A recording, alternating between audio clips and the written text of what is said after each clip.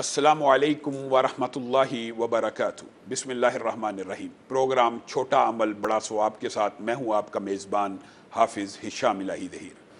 کل ہم نے آپ کے سامنے قل هو اللہ کے بعد فضائل کو رکھا۔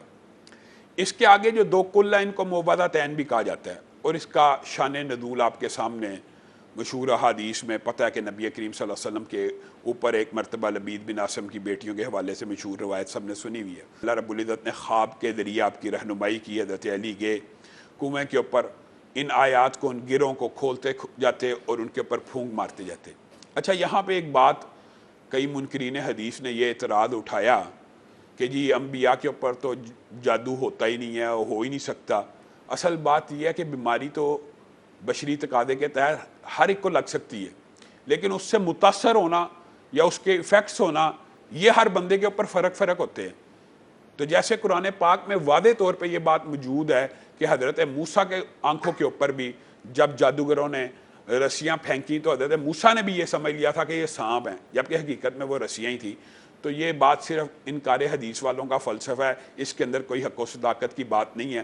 اور معوذتین اللہ رب العزت کے کلمات کی پناہ میں آنا اور اللہ رب العزت کی پناہ میں آنے کی اتنا مجرب نسخہ ہے کہ نبی کریم صلی اللہ علیہ وسلم نے فرمایا جو قل هو اللہ کے ساتھ صبح و شام یہ معوذتین 3 مرتبہ پڑھ لیتا ہے، ہر چیز کے شر سے محفوظ ہو جاتا ہے۔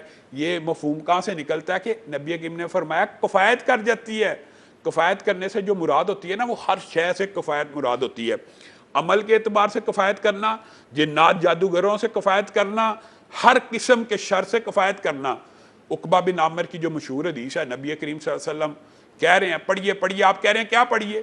تو آپ کہتے ہیں قل اعوذ برب الفلق، اور بعد میں کہا قل اعوذ برب الناس، اور کہا کہ کسی پناہ مانگنے والے نے ایسی عظمت والی پناہ نہیں مانگی، اور جن چیزوں سے پناہ مانگی جا رہی ہے، جب اتنی عظمت والے رب سے پناہ مانگی جاتی ہے وہ ضرور پناہ عنایت کرتا ہے۔ اس کی ایک بڑی میں عام فہم ایک مثال دینا چاہتا ہوں۔ مخلوقات کس کی ہیں؟ اللہ رب العزت کی۔ شریر مخلوقات بھی اللہ کی ہیں۔ معاذ اللہ، اللہ رب العزت کے ساتھ کوئی مثال نہیں ہے، لیکن بات کو سمجھانے کے لیے ایک بندہ ہے، اس نے اپنے گھر میں کوئی جانور پالا ہوا ہے، شیر ہے، چیتا ہے، کتا ہے وغیرہ، کوئی بھی ہے۔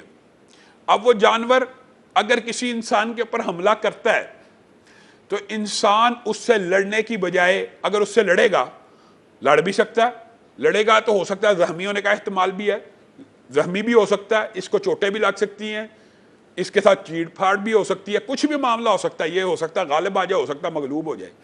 لیکن ایک طریقہ ایسا ضرور ہے کہ انسان بچ سکتا ہے۔ وہ کیا؟ مالک کو آواز دے کہ اپنے یہ جو درندہ تم نے پالا ہوا ہے اس کو سمجھاؤ یہ مجھے نہ پڑے۔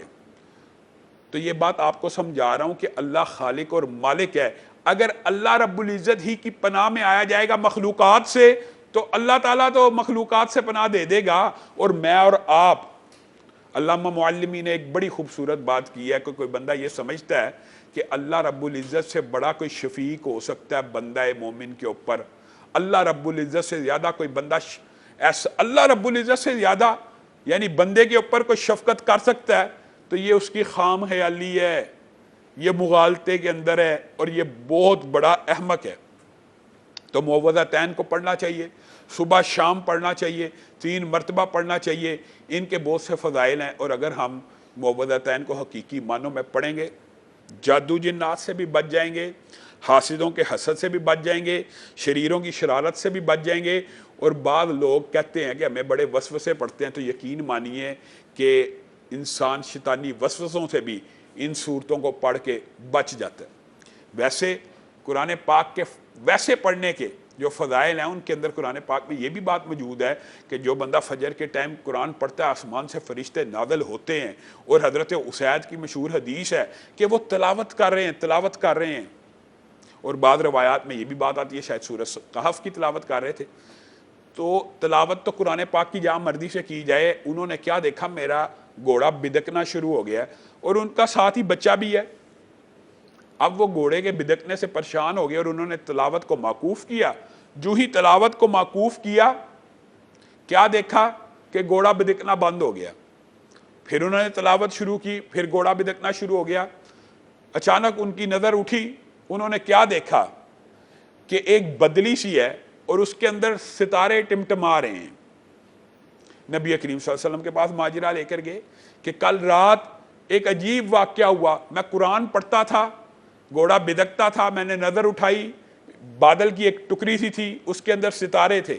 تو نبی کریم صلی اللہ علیہ وسلم نے کہا اگر تو تلاوت کرتا رہتا اس آیت تو مدینہ کے لوگ ان فرشتوں کو اپنی آنکھوں سے دیکھ لیتے جو تیری تلاوت کو سننے کے لیے اترے۔ آسمان سے ایک دروازہ ہر بندہ مومن کے لیے کھلتا ہے، یہ بات بھی یاد رکھیے گا۔ یہ جو قرآن پاک کی آیت ہے نا، فما بکت علیہم السماء والارض وما کانوا منذرین، یہ قرآن پاک کی آیت، اس آیت کی اگر ہم ٹرانسلیشن پڑھ لیں، اس آیت کی تفسیر سمجھ لیں تو یقین مانیں ہمارے بہت سے بند دریچے کھل جائیں۔ بندہ مومن جو بھی نیکی کرتا ہے آسمان کی طرف جاتی ہے، آسمان کی طرف اٹھتی ہے، اور ہر بندہ مومن کے لیے آسمان کے اندر ایک دروازہ ہوتا ہے۔ یہ آیت اللہ رب العزت نے کس موقع پر ارشاد فرمائی، اس کا بات آئیے تو پس منظر سمجھ لیجئے۔ جس وقت فرعون اپنے لاؤ لشکر کے ساتھ حضرت موسیٰ کے تعاقب میں نکلا، حضرت موسیٰ بنی اسرائیل کو بچا کر لے کے جا رہے ہیں، اور فرعون کے ظلم کی انتہا دیکھیے۔ یہ جو ظالم لوگ ہوتے ہیں نا، ان کی آئیڈیالوجی بھی یہی ہوتی ہے، ان کا نظریہ بھی یہ ہوتا ہے کہ جب مظلوم بندہ ان کے شر سے بھاگ رہا ہو، فرار بھی ہو رہا ہو، مزا رہا، تو اس کو بھاگنے بھی نہیں دیتے، کہا پیچھے لگو، لاؤ لشکر کے ساتھ پیچھا کیا۔ موسیٰ کو اللہ رب العزت نے راستہ دکھا دیا، سمندر پھٹ گیا، فرعون بھی اسی راستے کے اوپر چلا۔ خیر یہ ایک لمبا چوڑا واقعہ ہے۔ جب فرعون کے لشکری ڈوب گئے تو اس موقع کے اوپر قرآن پاک کی یہ آیت نازل ہوئی، فما بکت علیہم السماء والارض، کہ نہ ان کے اوپر آسمان رویا نہ زمین روئی۔ صحابہ ابن عباس کے پاس پیش ہوئے کہ اے ابن عباس اس آیت کی ذرا تفسیر اور تشریح سمجھا دیجیے، ہمیں سمجھ نہیں آئی۔ اور قربان جائیں حضرت عبداللہ ابن عباس کی فقاہت پر، نبی کریم صلی اللہ علیہ وسلم نے فرمایا تھا اللہ قرآن تو میرے پہ نازل ہوا ہے لیکن اس کا فہم عبداللہ ابن عباس کو عنایت فرما۔ عبداللہ ابن عباس تفسیر سمجھاتے ہیں صحابہ کو، تو کیا سمجھاتے ہیں؟ ہر بندہ مومن کے لیے آسمان میں ایک دروازہ ہوتا ہے، جب بندہ سجدہ کرتا ہے، جب بندہ ذکر کرتا ہے، جب بندہ نیکی کا کوئی کام کرتا ہے، جب بندہ کوئی چھوٹا سا بھی عمل کرتا ہے تو یہ نیکی آسمان کے اس دروازے کی طرف چڑھتی ہے۔ جب ادھر چڑھتی ہے اس دروازے کو کھولا جاتا ہے، اور بندہ جب دنیا سے چلا جاتا ہے نا تو وہ دروازہ سوچتا ہے کہ اب کوئی نیکی نہیں چاڑی، تو اللہ رب العزت کی بارگاہ میں آ کے کہتا ہے اللہ مجھے لگتا ہے تیرا فلاں بندہ دنیا میں نہیں رہا، اور رونا شروع کر دیتا ہے۔ یعنی فرعون اور اس کے لشکر کے لوگ ہزاروں لاکھوں کی تعداد میں ہوں، غرق ہو جائیں، ان کے اوپر نہ آسمان روتا ہے نہ زمین روتی ہے، اور بندہ مومن اتنا عظمت والا، اتنا برکت والا، اتنا محترم، اتنا مقدس ہوتا ہے کہ اس کے اوپر آسمان بھی روتا ہے اور زمین بھی روتی ہے۔ آسمان تو روتا ہے کہ جیسے عبداللہ ابن عباس نے بتلا دیا، وہ دروازہ جب دیکھتا ہے نیکی کا کوئی عمل نہیں اٹھتا، وہ بندہ مومن کی جدائی میں رونا شروع کر دیتا ہے۔ اسی طرح وہ زمین روتی ہے، جہاں پہ وہ سجدے کیا کرتا تھا، جہاں پہ وہ سجدہ کرتا تھا تو زمین کا کلیجہ ٹھنڈا ہوتا تھا، آج وہ زمین کا ٹکڑا بھی روتا ہے کہ وہ بندہ مومن کہاں چلا گیا۔ اور یہ بات دیگر احادیث سے بھی ثابت ہوتی ہے۔ یہاں پہ ہم لیتے ہیں ایک چھوٹا سا وقفہ، اور وقفے کے بعد آپ کی خدمت میں دوبارہ حاضر ہوں گے۔ والسلام علیکم ورحمۃ اللہ وبرکاتہ۔ ویلکم بیک، پروگرام چھوٹا عمل بڑا ثواب میں ایک مرتبہ پھر خوش آمدید۔ معزز سامعین گرامی قدر، چونکہ بات آئی ہے اس کی کچھ تفاصیل آپ کے سامنے رکھتے ہیں۔ یہ بات یاد رکھیے کہ سائنس جتنی مرضی ترقی کر جائے وحی کے لیول پہ نہیں پہنچ سکتی۔ وحی ایک ایسا علم ہے جو آسمان سے نازل ہو رہا ہے، اور جب آسمان سے کوئی بات اللہ رب العزت کہہ دیں تو اس میں کوئی اشکال شبہ کی گنجائش نہیں ہوتی۔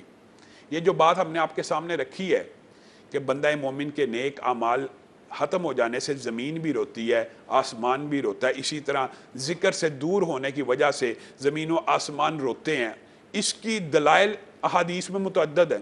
آپ کے سامنے چند باتیں رکھتا ہوں۔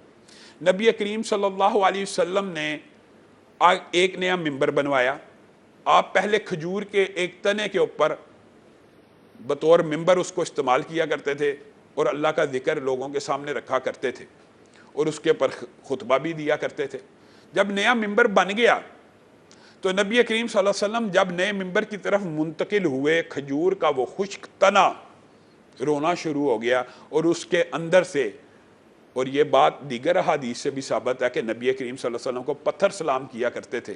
نبی کریم نے خود کہا میں مکہ کے ان پتھروں کو جانتا ہوں جو مجھے سلام کیا کرتے ہیں، اور یہ بات قرآن پاک کے اندر بھی موجود ہے، اور متعدد اس کی دلائل موجود ہیں۔ لیکن آپ کے سامنے بات مختصر رکھتے ہوئے کہتا ہوں کہ نبی کریم صلی اللہ علیہ وسلم اترے اپنے ممبر سے اور اس کو جا کے گلے لگا لیا، اور کیا کہا؟ خاموش ہو جا، چپ کر جا، اور صحابہ کو یہ خطاب کرتے ہوئے کہا اگر میں اس کو خاموش نہ کرواتا تو یہ قیامت تک روتا ہی چلا جاتا۔ یعنی نبی کریم صلی اللہ علیہ وسلم سے دوری، اللہ کے ذکر سے دوری، جو بات ہم آپ کے سامنے رکھ رہے ہیں کہ ذکر الہی کی چند اقسام کو آپ کے سامنے بیان کیا، انشاءاللہ اور بھی اقسام آپ کے سامنے رکھنی ہے کہ جو چھوٹے سے چھوٹا ذکر بڑا بڑا ثواب، وہ آپ کے سامنے ہم رکھتے چلے جائیں گے۔ لیکن اللہ کے ذکر سے دوری پر کھجور کا تنا رو رہا ہے۔ قرآن پاک میں ایک آیت موجود ہے کہ تقاد السماوات یتفطرن منہ وتنشق الارض وتخر الجبال حدا ان دعوا للرحمن ولدا۔ آپ بتلائیے، اللہ رب العزت قرآن پاک کے اندر کہہ رہا ہے کہ آسمان کا دل کرتا ہے وہ ٹوٹ جائے، وہ گر جائے، زمین پہ آ جائے، زمین کا دل کرتا ہے اس کا کلیجہ پھٹ جائے، پہاڑوں کا دل کرتا ہے وہ ریزہ ریزہ ہو جائیں۔ کس بات کے اوپر؟ ان دعوا للرحمن ولدا، جب کوئی کہتا ہے اللہ رب العزت نے بیٹا جنا ہے۔ آپ بتلائیے، یہ احساسات، یہ فیلنگز آسمان کی، زمین کی، پہاڑوں کی بیان نہیں ہو رہی۔ انشاءاللہ نیک اعمال کے اندر ہم آپ کے سامنے وہ عمل بھی رکھیں گے کہ آنسو کا ایک قطرہ زمین پہ گرتا ہے تو زمین کا کلیجہ ٹھنڈا ہوتا ہے۔ گویا ان چیزوں کے اندر بھی احساسات ہوتے ہیں۔ نبی کریم صلی اللہ علیہ وسلم نے ارشاد فرمایا جب لبیک کہنے والا لبیک کہہ رہا ہوتا ہے تو دائیں اور بائیں ہر چیز اس کے ساتھ مل کے لبیک کہتی ہے۔ جب مؤذن اذان دے رہا ہوتا ہے تو حد نگاہ تک اس کی مغفرت ہو رہی ہوتی ہے، اس کے لیے دعائیں کی جا رہی ہوتی ہیں، اور قیامت کے دن یہ چیزیں اس کے لیے گواہ بنتی ہیں۔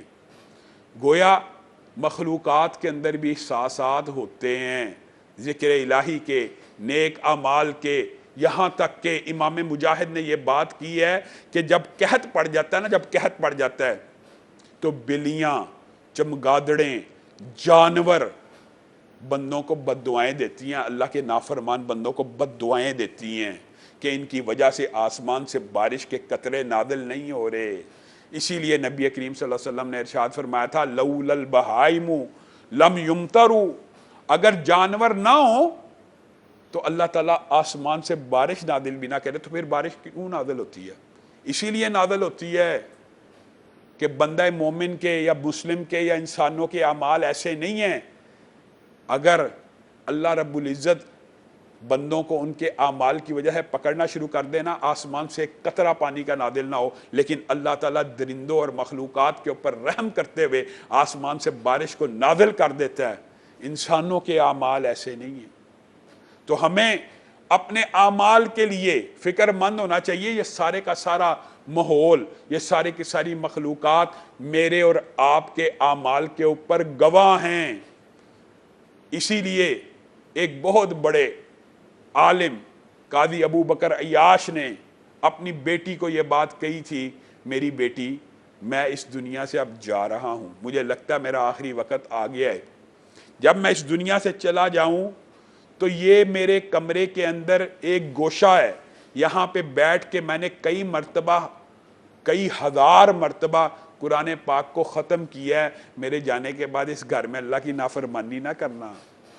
گویا در و دیوار کے بھی احساسات ہوتے ہیں کہ وہ منتظر ہوتے ہیں نیک اعمال کے، نیک اعمال کو دیکھتے ہیں اور بندہ مومن کے لیے رحمت کی دعائیں کرتے ہیں۔ یہ چیزیں بھی محسوسات اور فیلنگز رکھتی ہیں۔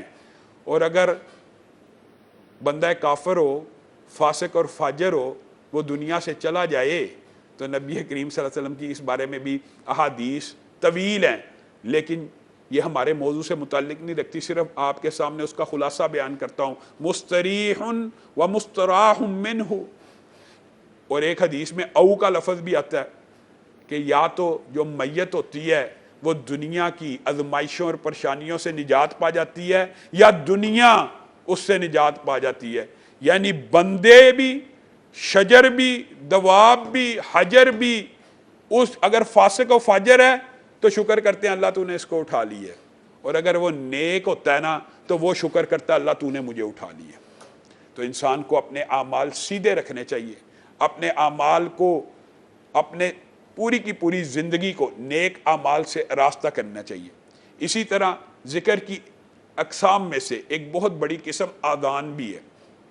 اذان دینے والے کے بارے میں نبی کریم صلی اللہ علیہ وسلم نے چھوٹا عمل بڑا ثواب کے اعتبار سے اس اذان کے اندر بھی بڑی حکمتیں اور ثواب پوشیدہ ہیں۔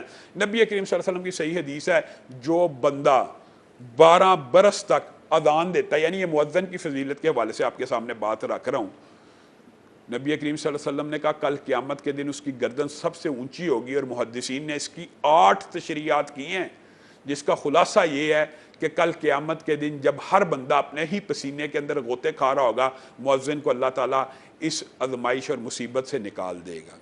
پھر مؤذن کے لیے 60 نیکیاں ہر اذان کے لیے۔ پھر مؤذن جب اذان دیتا ہے تو جہاں جہاں تک اس کی اذان جاتی ہے، یعنی شجر سن رہا ہے، حجر سن رہا ہے، ذرات سن رہے ہیں، وہ سارے کے سارے نمبر 1 بات اس کے گواہ بنتے ہیں، نمبر 2 بات اس کے لیے مغفرت کی دعا کرتے ہیں۔ اسی لیے نبی کریم صلی اللہ علیہ وسلم نے کہا جب تم صحرا میں ہو، کسی وادی میں ہو، اگر کوئی انسان بھی ادھر موجود نہ ہو تو تم تب بھی وہاں پہ اذان دیا کرو۔ اور دیگر احادیث یہ بات بیان کرتی ہیں کہ جب اذان دی جاتی ہے تو شیطان مقام روحا کے قریب پہنچ جاتا ہے، یعنی ایک اذان کو سن کے حی علی الصلاۃ، حی علی الفلاح، اللہ اکبر، اللہ اکبر، جب یہ صدائیں اور نعرے بلند ہوتے ہیں نا تو شیطان فرار ہو جاتا ہے اور 40 کلومیٹر دور چلا جاتا ہے۔ آپ اذان کی فضیلت کے حوالے سے اس بات کے اوپر غور کریں، الحمدللہ پاکستان کے اندر نہیں، پوری دنیا کے اندر شاید ہی کوئی لمحہ ایسا ہو،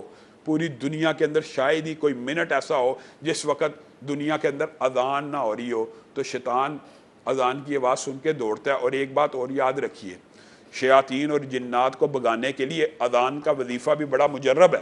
خیر یہ تو ساری باتیں ہیں مؤذن کے لیے کہ جو اذان دے رہا ہے تو جو سن رہا ہے وہ کیا کرے؟ کیا وہ اجر و ثواب سے وہ محروم ہو گیا؟ ہرگز نہیں۔ جیسے نبی کریم صلی اللہ علیہ وسلم نے کہا اگر تمہیں خبر ہو جائے کیا کچھ اذان میں اور پہلی صف میں ہے، اس کا کیا مطلب ہے کہ یہ چھوٹے سے عمل میں اتنا بڑا اجر ہے۔ اگر تمہیں اس بات کا حقیقی معنوں میں ادراک ہو جائے نا، تم آپس میں اس کو پانے کے لیے قرآن دادی کرو۔ آج ہم نے مؤذن رکھے ہوتے ہیں مسجدوں کے اندر پیسوں کے لیے، کیونکہ ہمیں اس کے ثواب کا ادراک اور شعور موجود نہیں ہے۔